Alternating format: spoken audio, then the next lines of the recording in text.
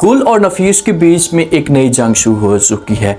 गुल को इस बात का अच्छे तरीके से अंदाज़ा हो चुका है कि आज जो कुछ भी मेरे साथ हो रहा है, जो मेरे हस्बैंड के साथ हो रहा है, इसे नफीस की वजह से हो रहा है। तो गुल किस तरह से अपना बदला ले सकती है। जब तक गुल नफीस को मंतकी इंजाम तक नहीं पहुंचाती तो ये कभी भी सुकून के साथ नहीं बैठेगी।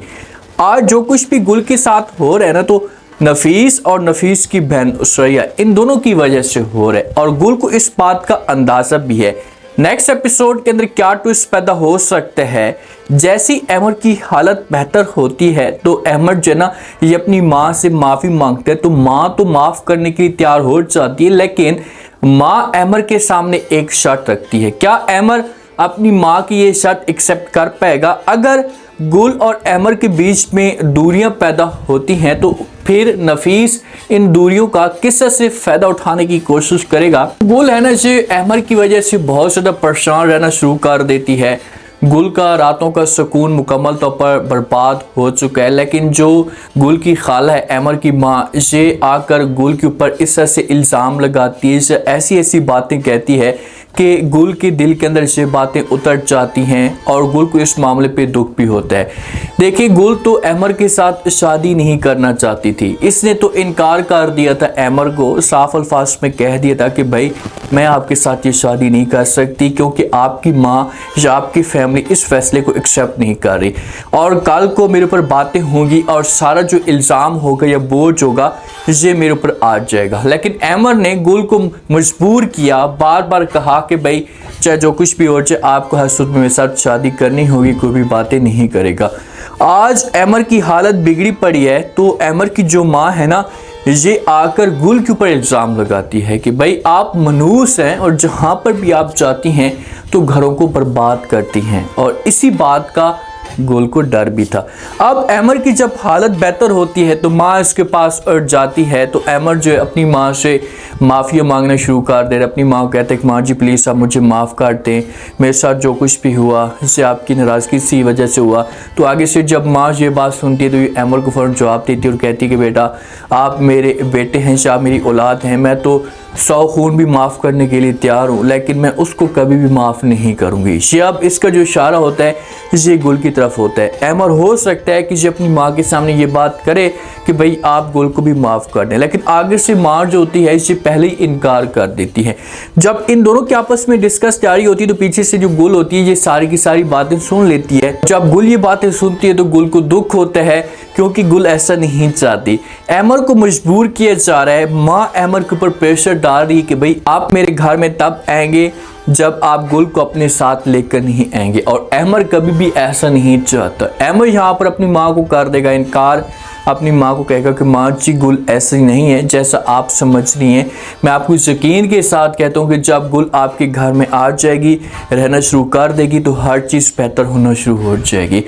अब जिस वक्त अहमद की माँ यहाँ से जाएगी ना, गुल हो सकता है कि अहमद के पास जाए और जाकर बात करे, अहमद को कहे कि आपकी माँ जो कुछ भी चाहती है, आपकी माँ जो भी करना चाहती है आप ऐसा करें कि अपनी माँ की बात मान लें और मुझे छोड़ दें, मैं अपने घर में चली जाऊंगी। आप ऐसा करें कि अपनी माँ के साथ रहें, अपनी माँ को खुश करें। जब ये बात अहमद सुनेगा तो अहमद जो है गुल को इनकार कर देगा और कहेगा कि भाई दोबारा आपने ऐसी बात नहीं करनी। मैं जानूँ और मेरी माँ जाने, बस एक दिन ज़रूर ऐसा आएगा जो मेरी माँ है आपको दिल के साथ एक्सेप्ट करेगी, आपको मानेगी और ये इस फैसले पे मजबूर हो जाएगी, ये पछताएगी कि भाई गुल ऐसी नहीं है। एक न एक दिन तो अहमद की माँ ने बात मान लेनी है। जब अहमद अपनी माँ से दूर होगा तो फिर माँ के पास कोई और ऑप्शन बचेगा ही नहीं।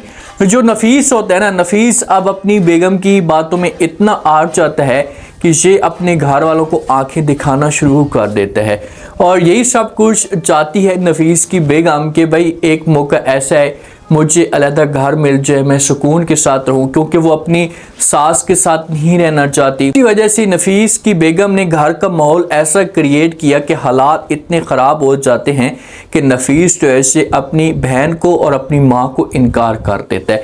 अपनी बहन को अपनी माँ को कहता है क्यों घर के अंदर तमाशा खड़ा होता है, छोटी छोटी बात के ऊपर इल्ज़ाम लगना शुरू हो जाते हैं। तो नफीस अपनी माँ को और अपनी बहन को कहता है कि बस बहुत हो गया, बहुत बर्दाश्त कर लिया, अब ये जो घर है इसे रहने के काबिल नहीं नहीं रहा तो मैं हमेशा के लिए घर छोड़कर चला जाऊंगा, इस घर के अंदर नहीं रह सकता। जब ये बात माँ सुनेगी तो माँ बड़ी परेशान हो जाएगी, नफीस को समझाने की कोशिश करेगी और कहेगी कि देखें वो सब कुछ ठीक है लेकिन आप इस का डिसीजन ना लें, आप जो भी बात कहना चाहते हैं हम आपकी बात मानने के लिए तैयार हैं। अगर यहाँ पर नफीस की बेगम रही तो ये ऐसा समझो कि इस घर के ऊपर अपना रोब जमा कर रखेगी और ये दोनों नौकरानियों की तरह घर के अंदर रहेंगी। जब गुल थी ना तो ये अपना रोब जमाती थी और गुल के ऊपर ये लोग आर्डर चलाते थे, और आज वो दिन वापस आ चुका है कि इनके ऊपर कोई और आकर आर्डर चला रहा है और इनकी कोई भी वैल्यू नहीं है, क्योंकि एक नफीस ही था ना, नफीस अपनी माँ की बातों में आ जाता था और आज नफीस अपनी माँ की बातों में नहीं आ रहा और अपनी माँ को कर देता है इनकार। जब से अपनी बेगम को यहाँ से लेकर जाता है तो पीछे से सोई को बड़ा गुस्सा आता है और ये सोचने पे मजबूर हो जाती कि सब कुछ बिगड़ चुका है, गेम सारी की सारी हाथ से निकलती जा रही, तो कुछ ना कुछ करना होगा। अब आप कुछ करती भी है ना तो आपका बाप जवाल शुरू हो चुका है, अब आपके जो दिन हैं से बुरे स्टार्ट हो चुके हैं और ऐसा अब आपको अपने किए करते की सजा मिलेगी। वो दिन दूर नहीं है कि जब आप मिन्नतें तरले करेंगी, ना आपको अपना हस्बैंड अपने घर के अंदर रखेगा और ना इधर नफीस आपको अपने घर के अंदर रखेगा और आप रोड पे आ सकेंगी और किसी किस्म की आपकी कोई भी वैल्यू नहीं होगी। नफीस जाता है गुल के पास, गुल को बड़ा गुस्सा होता है, हॉस्पिटल में अचानक इनकी मुलाकात हो सकती है, ये बंदा जानबूझकर भी जाए। तो जब गुल देखती है नफीस को तो इसे धमकी देना शुरू कर देती है और कहती कि आपने जो कुछ भी किया है ना तो मैं कभी भी आपको माफ़ नहीं करूंगी, आपको नहीं छोड़ूंगी और हर सूरत में आप बदला लेने की कोशिश करूंगी।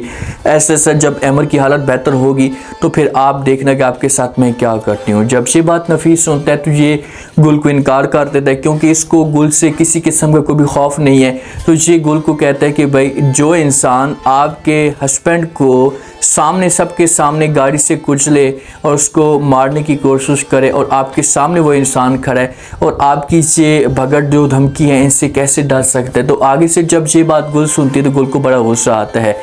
जब गुल को गुस्सा आता है तो गुल फिर ज़ोरदार एक थप्पड़ नफीस को मार देती है। जब नफीस को थप्पड़ मारती है ना, अब नफीस को थप्पड़ लग के इतने थप्पड़ इसको लग चुके हैं कि ये अब बेशर्म बन चुका है, किसी किस्म का कोई फ़र्क नहीं पड़ता। लेकिन इस इंसान की अब वैल्यू जो है ना ये मुकम्मल तौर पर ज़ीरो हो चुकी है और गुल इससे अब नहीं डरती। गुल डरती नहीं है और गुल कुछ कर भी नहीं सकती, इनके पास इतना पैसा भी नहीं है और इसकी इतनी सपोर्ट भी नहीं है। पहले अमर इसकी सपोर्ट करता था तो इस वक्त अमर की जो हालत है ये ख़राब हुई पड़ी है, तो इसी वजह से गुल के लिए परेशानियां हैं।